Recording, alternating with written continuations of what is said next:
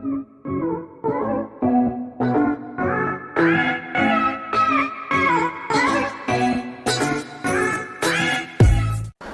پرانے تعلق والے ذمہ دار گھرانے کی بچی کہا جی مولانا صاحب چلو ماں باپ جہاں کر دیں ٹھیک ہے، ہمارا سر جھکا ہوا ہے، اتنا تو دیکھ لیتے انسان کا بچہ ہوتا ہے۔ ایک شرابی کے ساتھ میری شادی کر دی، عمر گزر گئی میری روتے روتے، فیملی میں ہی کرنا تھا تو کوئی اور شریف بچہ دیکھ لیتے۔ مجھے صرف فون پہ کہا گیا کہ باسی تیری منگنی کر دیتی ہے تو فلانی تاریخ نو تیری شادی، اور وہ شرابی تھا میرا، آج تک وہ شراب پیتا۔ یہ وہ دکھتے ہوئے مسائل ہیں جن کو ہم دین کی روشنی میں دیکھتے ہی نہیں ہیں، اپنے رواج کی روشنی میں دیکھتے ہیں۔ ہمارا رواج کیا ہے، ہمارا دستور کیا ہے، اس پر ہم چلتے ہیں۔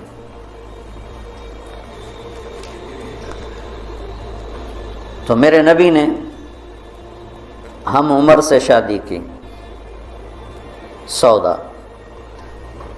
عمر سے بڑی سے شادی کی، خدیجہ، کم عمر سے شادی کی باقی ساری بیگمات، خاص طور پہ حضرت عائشہ،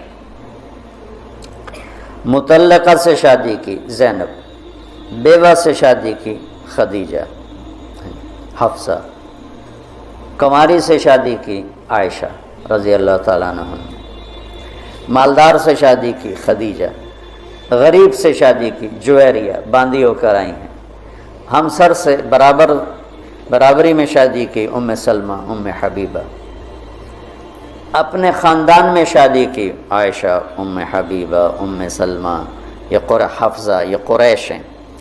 خاندان سے باہر قوم میں شادی کی جویریہ، میمونہ، قوم سے بھی باہر یہود میں شادی کی صفیہ رضی اللہ تعالیٰ عنہ۔ یہ کتنی نسبتیں ایک عورت کی بن سکتی ہیں، ان سب میں میرے نبی نے شادی کی۔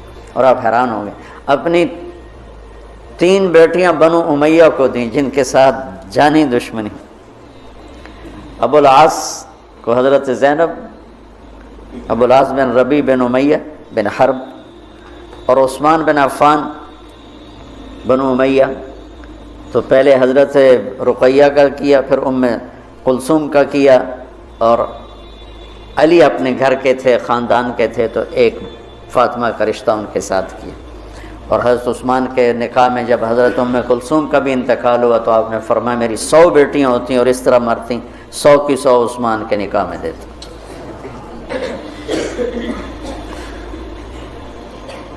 یہ معاشرت کے احکام کو اللہ روزے کے درمیان لے کر آئے، اوپر بھی روزہ ہے، نیچے بھی روزہ ہے، اور اس کے بیچ میں اللہ تبارک و تعالی ہمیں یہ دکھا رہا ہے کہ معاشرت عبادات کی طرح ہے، عبادت کی طرح ہے۔ معاشرت خوبصورت نہیں ہوگی تو ہمارا دین خوبصورت نہیں ہوگا۔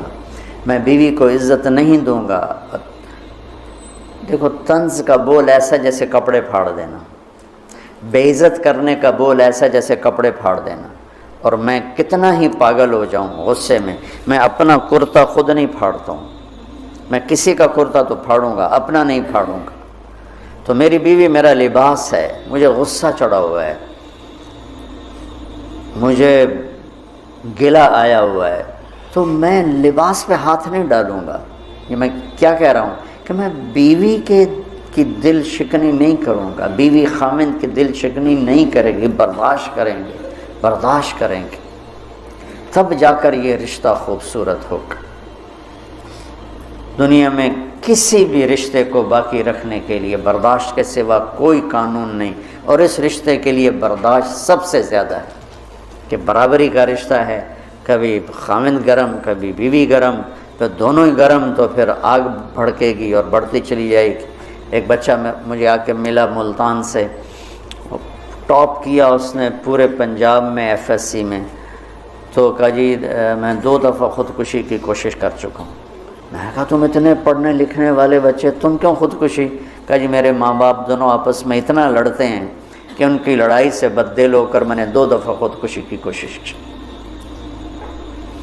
تو میرے نبی نے 11 گھر آباد کر کے ہمیں زندگی سکھائی ہے کہ اس خوبصورت رشتے کو کیسے نبھانا ہے، اس خوبصورت رشتے کو عبدالحی صاحب رحمۃ اللہ علیہ، ڈاکٹر عبدالحی مفتی تقی صاحب کے شیخ اور رفیع صاحب کے، ان کی کتاب میں واقعہ میں نے پڑھا کہ ایک مرید کے ہاں گئے تو کھانا بڑا پسند آیا، تو فرمایا کس نے پکایا؟ کہا جی بیگم نے۔ کہا بلاؤ۔ ان کی بیگم آ گئیں تو ان سے فرمایا کہ بیٹی آپ کا کھانا بہت بڑھیا تھا، تو بہت اچھا لگا، آپ کا شکریہ ادا کرنا تھا۔ تو وہ زاروں قطار رونے لگی۔ تو ڈاکٹر صاحب نے کہا اس میں رونے کی کیا بات ہے؟ کہا جی آپ کے مرید کے پاس 30 سال ہو گئے، کبھی ایک لفظ اس نے تعریف کا نہیں کہا، 30 سال میں ایک لفظ کبھی نہیں سنا کہ ماشاءاللہ بہت اچھا۔ ایک دوسرے کی تعریف کرو، بیوی خامند کو دیکھے تعریف کرے، خامند بیوی کو دیکھے تعریف کرے، اچھا لباس پہنا ہے تعریف کرو، اچھا لباس پہنا ہے بیوی کے آپ بڑے اچھے لگ رہے ہیں، خامند کے آپ بڑی اچھی لگ رہی ہیں، اور ایک دوسرے کے لیے تیار ہو کے رہو۔ ایک تزینوا لنسائکم، اپنی بیویوں کے لیے زیب و زینت اختیار کرو۔ حضرت ابن عباس فرماتے ہیں کہ میں اپنی بیوی کے لیے خاص طور پہ زیب و زینت اختیار کرتا ہوں، چونکہ جیسے میری بیوی میرے لیے میک اپ کرتی ہے، میں اپنی بیگم کے لیے میک اپ کرتا ہوں۔ اب اتنے بڑے بڑے پگڑ تم نے باندھے ہوں تو تمہاری بیوی ویسے ہی ڈر جائے گی، اور لمبے لمبے چوغے وہ جو مولانا عبدالغفور صاحب کے شاگرد ہیں وہ دیکھ کے لگتا ہے جن آ رہے ہیں۔ اسلام کو اس طرح خوبصورت کر کے پیش کرو کہ دیکھنے والوں کو کشش محسوس، دیکھنے والوں کا بول ایسا بولو۔ لباس 2 کام کرتا ہے، ایک خوبصورت بناتا ہے، ایک عیب چھپاتا ہے۔ یہی کام اپنی بیوی کے لیے کرو، اس کے لیے زندگی کو خوبصورت بناؤ، اس کی کمیاں چھپاؤ۔ وہ خامند کے لیے کرے کہ اس کی کمیوں کو چھپائے، اس کی زندگی کو خوبصورت بنائے، تب یہ سارا کچھ لفظ لباس ہے۔ تیسرا دن ہو چکا میں آپ کو لباس لباس لباس پر، کہ یہ بہت اہم مضمون ہے۔ آپ سب اب فارغ ہونے والے وقت کے زیادہ قریب ہو چکے ہو، ابتدائی سالوں سے آگے انتہائی سالوں میں آگے، اب سب کی بہت سو کی شادی ہو چکی، بہت سو کی اب انشاءاللہ اب سب کی ہو جائے گی۔ تو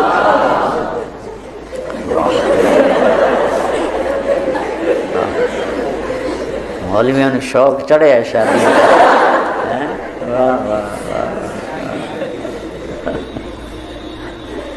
ہاں کرو، لیکن جو میں سبق یاد دلا رہا ہوں اسے یاد رکھنا۔ بچوں، حسن سلوک کے بغیر کوئی گھر آباد نہیں رہ سکتا، اچھے اخلاق کے بغیر کوئی گھر آباد نہیں رہ سکتا۔ پھر اللہ تعالیٰ نے تشبیہ دی ہے، نساؤکم حرث لکم فاتوا حرثکم انا شئتم وقدموا لانفسکم۔ تمہاری بیوی تمہاری کھیتی ہے۔ کیا تشبیہ ہے خوبصورت دوسری، وہاں لباس یہاں کھیتی۔ میرا زمیندار گھرانے سے تعلق ہے، لہذا بچپن سے کھیتی کو ہوتا بھی دیکھ رہے ہیں اور کیسے اس پہ جان لگتی وہ بھی دیکھ رہے ہیں۔ میں نے فزیکلی زندگی میں 4 مہینے زمیندارہ کروایا تھا 1984، یعنی پورے پروسیس سے گزرا، جیسے ایک مزدور کرتا ہے ایسے اپنے مزدوروں کے ساتھ مل کر۔ کتنی خوبصورت تشبیہ ہے۔ فصل کو ڈنڈے مارتے ہیں، کپاس کو دیکھا کوئی ذمہ دار ڈنڈوں سے کوٹ رہا ہو یا گالیاں دے رہا ہو، آم کے پودے کو لتر مارا تو پھل ہی نہیں دیتا، تیری بلانے دیتی۔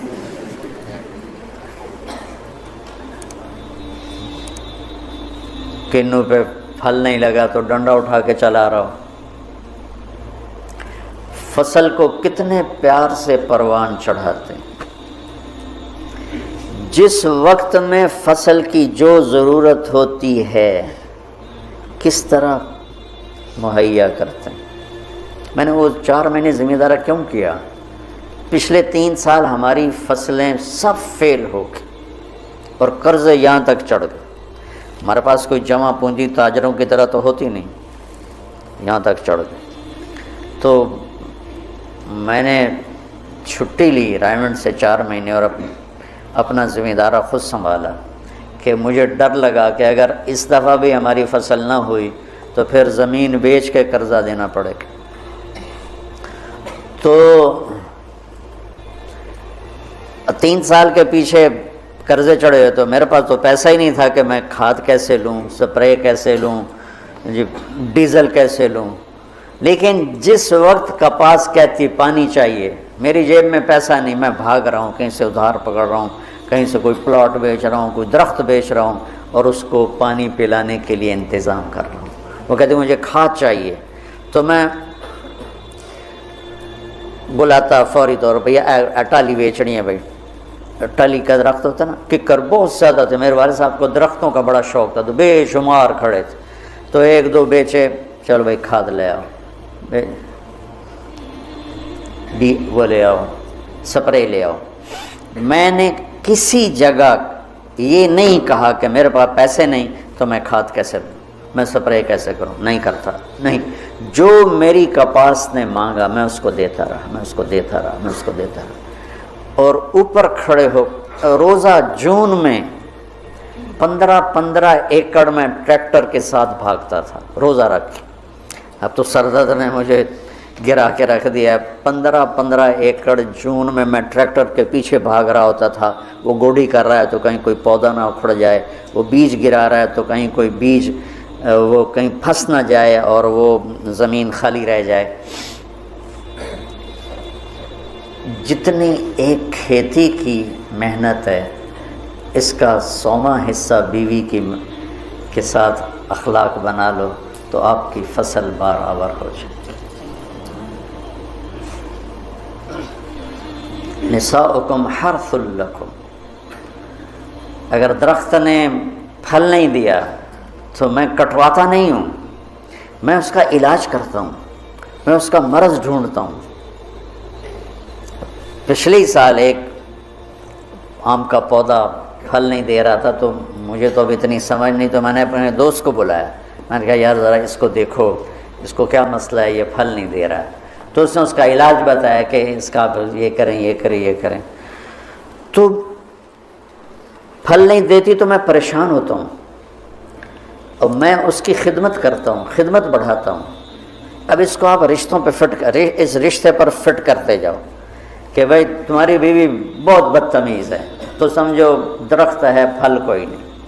تب وہ پانی مانگے تم پانی دو، وہ محبت مانگے تم محبت دو، وہ روٹی مانگے تم روٹی دو، وہ لباس مانگے تم لباس دو۔ چونکہ محبت ایک اتنا بڑا جادو ہے کہ ساری دنیا کے جادوؤں کا توڑ موجود ہے، محبت کے جادو کا توڑ کوئی نہیں۔ بادن ہوا کا صبرت ام لم تصبرا وبکا کا علم یجر دمع کا اوجرا امر الفؤاد لسانہ وجفونہ فکتمنہ وکفا بجسم کا مخبرا۔ محبت کا جادو سر چڑھ کے بولتا ہے۔ پھر کوئی کھیتی ایسی نہیں جس میں گندی جھاڑیاں نہ پیدا ہوتی، دنیا بھر میں پھر کے دیکھ لیا ہے، بڑے بڑے فارم دیکھ لی، کوئی کھیتی ایسی نہیں ہے جس میں گندی جھاڑی نہ پیدا ہوتی ہو، کوئی خامند بیوی کا رشتہ ایسا نہیں ہے جس میں اونچ نیچ نہ ہوتی ہو۔ ہم فصل کو بچاتے ہیں اور گندی جھاڑیوں کو نکالتے ہیں، اور گندی جھاڑیاں خود پیدا ہوتی ہیں اور فصل کو پیدا کرنا پڑتا ہے۔ بد اخلاقی خود آئے گی، اخلاق کو بنانا پڑے گا، غصہ خود آئے گا، ضبط کو بنانا پڑے گا، زبان تیز خود ہوگی، اسے ٹھنڈا کرنا پڑے گا، طبیعت میں نفرت پیدا ہوگی، اسے محبت میں بدل۔ یہ سب گندی جھاڑیاں ہیں۔ خامند اور بیوی کھیتی سے تشبیہ ہے تو زمین کیا ہے؟ دل ہے، اور گندی جھاڑیاں کیا ہیں؟ تانے، بولیاں، نفرت، غصے، مار پٹائی، کبھی خامند کی طرف سے، کبھی لڑکی والوں کی طرف سے، کبھی لڑکے والوں کی طرف سے، کبھی سسرال کی طرف سے، کبھی ساس سسر کی طرف سے، کبھی بھائی بہنوں کی طرف سے۔ ایک بچہ بتا رہا تھا کہ میرا باپ میری ماں کو مارتا تو میرے چاچا بھی آ کے مارنا شروع کر دیتے، جن کنبختوں کا اس کے ساتھ کوئی رشتہ ہی کوئی نہیں، کہ وہ میری ماں کو مارتا میرا باپ تو میرے چاچا بھی آ کے ساتھ ہی اپنے بھائی کے میری ماں کو مارنا شروع کر دیتے تھے۔ یہیں کی کہانی سنا رہا ہوں۔ تو گندی جھاڑیوں سے پاک کوئی فصل نہیں ہو سکتی، انہیں مارنے کے لیے الگ دوائیں ہیں، الگ محنت ہے، الگ کوشش ہے، اور پھر آہستہ آہستہ فصل کی حفاظت ہے اور گندی جھاڑیوں کو نکالنا ہے یہاں تک کہ فصل پروان چڑھ جاتی ہے۔ اسی طرح میرے بچوں، یہ غصہ، یہ نفرت، یہ بغض، یہ آپس کی عداوت، یہ وہ گندی جھاڑیاں ہیں، انہیں نکالنا پڑے گا۔ یہ زمین سے ہم بنے ہیں، ہمارے اندر گندگی خود جنم لیتی ہے، صفائی کو لانا پڑتا ہے، برائی خود جنم لیتی ہے، نیکی کو لانا پڑتا ہے۔ جیسے کپاس کو اگانا پڑتا ہے اور گندی جھاڑی کو مارنا پڑتا ہے، ہم مٹی سے بنے ہیں۔ مٹی کی خاصیت ہے کہ اس میں گندگی فَأَلْهَمَهَا فُجُورَهَا وَتَقْوَاهَا، فجور پہلے ذکر کیا، تقوی بعد میں ذکر کیا۔ میں اس سے یہ استنباط کرتا ہوں کہ ہمارے اندر برائی خود آئے گی، نیکی کو لانا پڑے گا، جھوٹ بولنا خود آئے گا، سچائی کو لانا پڑے گا، بخل خود آئے گا، سخاوت کو لانا پڑے گا، حرص و حوث خود آئے گا، ایثار کو لانا پڑے گا، نفرت خود آئے گی، محبت کو لانا پڑے گا، انتقام خود اٹھے گا، معاف کرنے کو لانا پڑے گا۔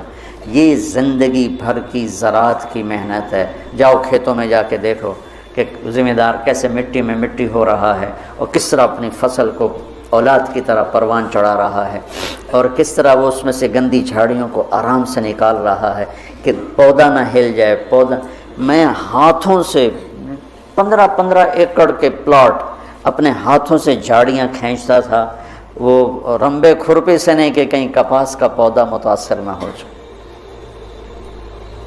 میں اس تشبیہ کو جو سمجھا ہوں، اول تو تمہیں کسی تفسیر میں یہ نہیں ملے گا جو میں تمہیں بتا رہا ہوں، میں تو اس کو زراعت سے سمجھ کے تمہیں بتا رہا ہوں، ورنہ ہر ایک نے وہ ایک مخصوص معنی میں اس کو استعمال کیا، فاتو حرثکم انا شئتم، اس کے بارے میں اقبال و ادبار میں اس کو استعمال کیا ہے۔ میں تمہیں بتا رہا ہوں کہ اس میں اللہ تعالیٰ یہ بھی بتا رہا ہے کہ کھیتی کو کیسے پالنا ہے اور کیسے پروان چڑھتی۔ سب سے پہلے اسی کو جب وہ لگ رہی ہوتی ہے تو بھاگم بھاگ، جب تک اس کا پورا پھل گھر نہیں آتا ذمہ دار چین سے نہیں بیٹھتا ہے۔ تو جب تک ایمان پہ خاتمہ نہیں ہو جاتا، اس رشتے کی حفاظت، اس کو پانی دینا، اس کو کھاد دینا، اس میں سے گندی جھاڑیوں کو نکالنا، غصے کو، حسد کو، بغض کو، لڑائیوں کو، جب اللہ تمہارے گھر بنا دے تو کانوں میں ڈانٹ ڈال دینا، کسی کی برائی نہ سننا، خاص طور پہ اپنی بیوی کی برائی نہ سننا، کسی کی نہ سنو لیکن بیوی کی نہ سنو، اور بیویوں سے کہتا ہوں کہ اپنے خامند کی برائی نہ سنو۔ اب بیویوں پر شک مت کرو، شک نے کتنے گھر برباد کر دیے، بگاڑ کے رکھ دیے، تباہ کر کے رکھ دیے۔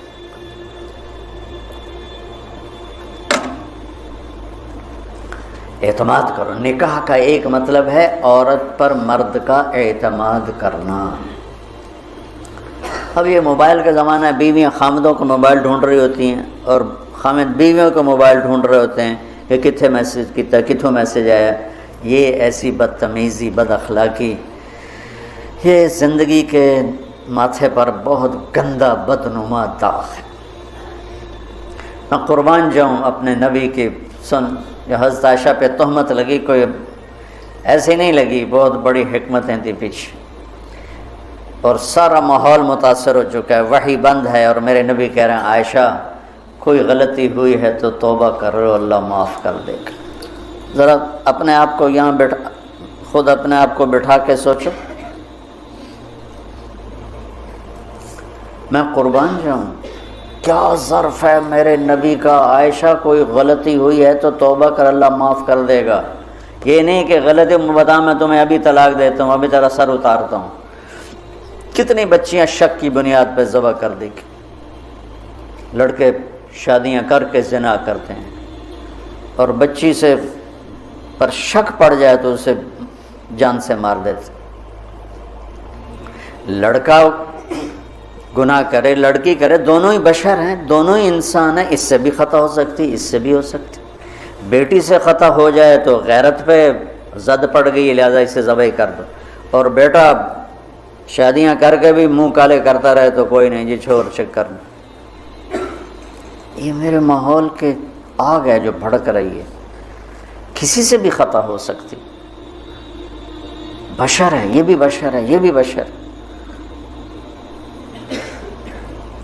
اور میرے نبی میں قربان جاؤں، واہ یا رسول اللہ، واہ یا رسول اللہ، واہ یا رسول اللہ۔ عائشہ اگر کوئی کمی ہوئی ہے تو توبہ کر لے، اللہ معاف کر دے گا۔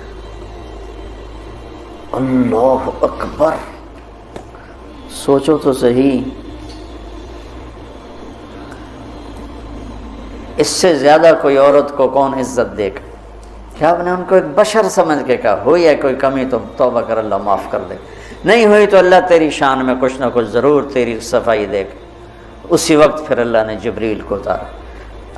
کشاف والے کیا ہیں، جار اللہ، وہ کہتے ہیں کہ پورے قرآن میں اللہ اتنا غضبناک ہو کے نہیں بولا جتنا ان 11 آیات میں غضبناک ہو کے بولا، اتنا کفر کے خلاف بھی اللہ غصے میں نہیں بولا جتنا ان میں بولا ہے۔ اب شیخ رمضی جیسے ڈھونڈیں کہ وہ غصے والا اظہار کیا ہے، میں نے تو خالی پڑھا ہے، تو میں نے اس کو ڈھونڈنے کی کوشش بھی کی کہ بھئی وہ کیا چیز ہے جو یہاں ہے اور کفار کے، فرعون کے لیے بھی نہیں، حامان شداد کے لیے بھی نہیں، جو تہمت لگانے والوں کے خلاف اللہ تعالیٰ نے غیظ و غضب کے ساتھ بات کی۔ تمہاری اس سے زیادہ میں گھر کی مثال اور تمہیں کیا پیش کروں؟ عائشہ اگر کوئی ہوا ہے تو توبہ کر لے، اللہ معاف کر دے۔ سبحان اللہ۔ پھر اللہ نے اسی وقت آیت کو اتار دیا، تو آپ نے ماتھا پہ پسینہ تھا، مسکرائے، عائشہ مبارک، اللہ نے تجھے بری و ذمہ قرار دے دی۔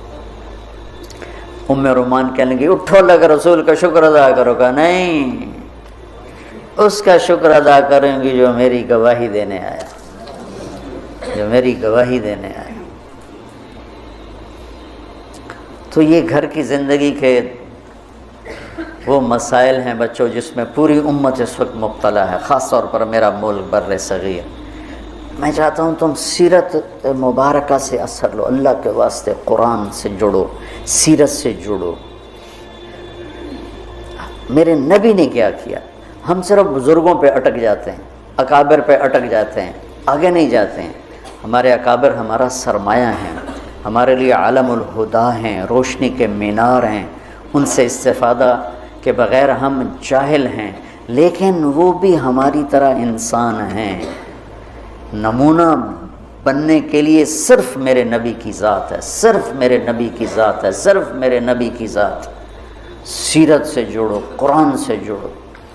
پہلا نمبر قرآن ہے، دوسرا نمبر حدیث ہے، تیسرا نمبر فقہ ہے۔ ہم نے الٹا کر دیا، پہلے نمبر پہ فقہ کو لے گئے، دوسرے نمبر پر حدیث بھی فقہی انداز میں، اور قرآن تو جلالین پڑھ کے چھٹی ہو گئی، چلو۔